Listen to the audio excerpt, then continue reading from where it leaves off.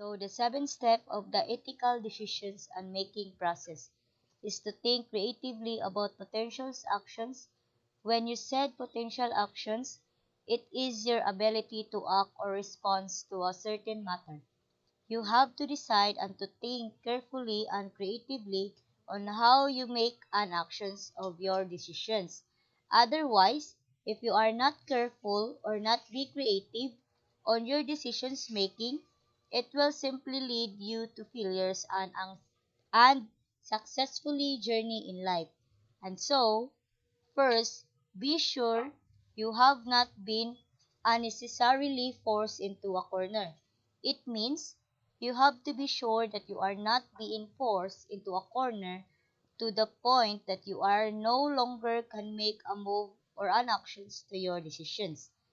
There are times in our decisions making process that when we think creatively, we have to be careful and instead as to be afraid in making the steps. So, we cannot make an actions instead.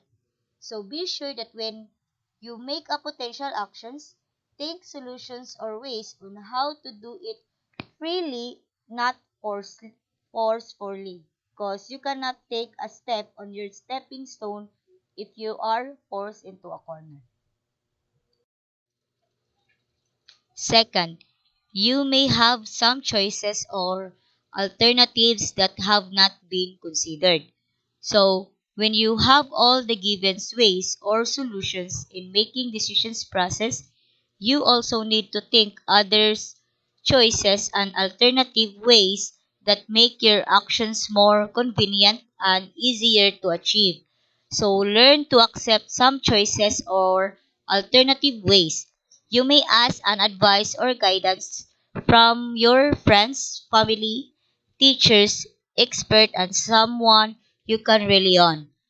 There are ways easier to do, so let always choose that to make it done.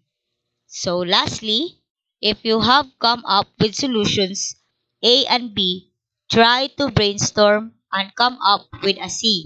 Solutions that might satisfy the interests of the primary parties involved in the situations. As we all know, alphabets contains 26 letters. So if plan A and B won't work, then proceed a plan C. So it is best to come up with a plan C so that your process of making the actions will be a process or you are continuous in pursuing your actions and achieve it with flying colors. So all in all, consider some choices and alternative ways that might satisfy the interests of the primary parties involved in the situation.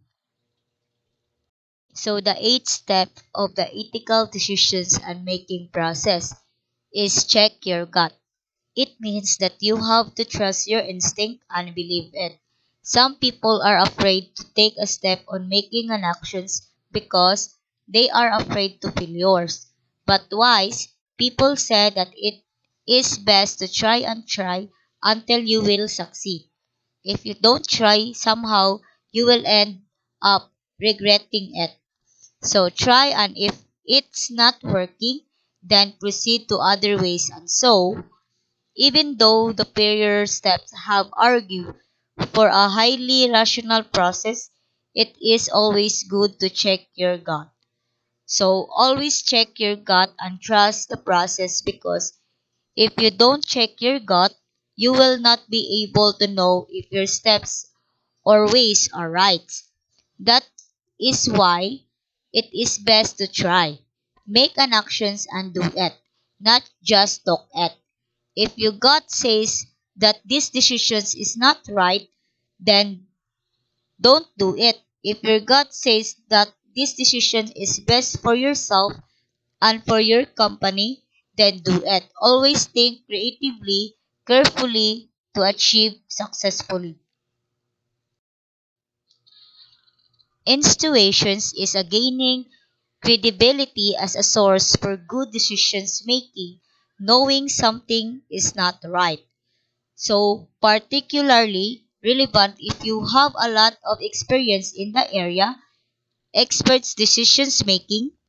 So if you are really good in making decisions, you have a good intuitions. Intuitions means your inner guidance. So trust the process and follow it always. Sometimes our instincts will always right, but to make sure, think always. So the ninth step of the ethical decisions and making process is decide on your course of actions and prepare responses to those who may oppose your positions. As we all know, every decisions and making process has its own consequences and such so. First, consider potential actions based on the consequences, obligations, and characters approaches. That is why to achieve something, you have to think wisely and know every decision's consequences, obligations that you have to do, and what characters approaches that you may encounter.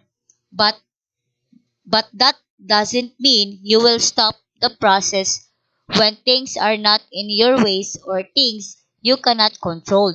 So always consider the consequences, obligations, and character approaches. So second, ask yourself, do you come up with similar answers from the different perspectives? So if you come up with similar answers from different perspectives, then it is a good thing. You may proceed and start doing the steps. If if not, proceed to other plans. So third, as again, do the obligations and character helps you. Check the consequentialist preferred actions. So if it helps you mold your characters and response your obligations on the consequences of the actions, then proceed. Because that decisions making helps you grow as a person. Otherwise, if not, do not proceed if it does not help you. Fourth, how can you protect the rights of those involved or your own character while still maximizing the overall good for all of the stakeholders? So, when you make decisions, you have to consider the right and for the sake of the stakeholders. If it is good for the business itself and for all the stakeholders of the company, then make an actions immediately. If it is a right and best actions of the company itself, then do it. And lastly, what argument are most compelling to you to justify the actions ethically? How will you respond to those well opposing viewpoints? So, mostly, the arguments are more on the internal stakeholders and for you to justify your actions ethically to them. You have to discuss and present your actions so that you will be able to recognize the way which are not ethically and best for the company. So, we cannot deny the fact that there are those people who will oppose your viewpoints, but the points here, if the internal stakeholders doesn't work together or come up with the best solutions, then you will not make the company as a progressive one. So, to respond it, expand more ways and solution with the other stakeholders so each individual will cooperate and make the best for the company itself. But make sure to respond it ethically in a rightful way and make an actions for successfully plans of the company.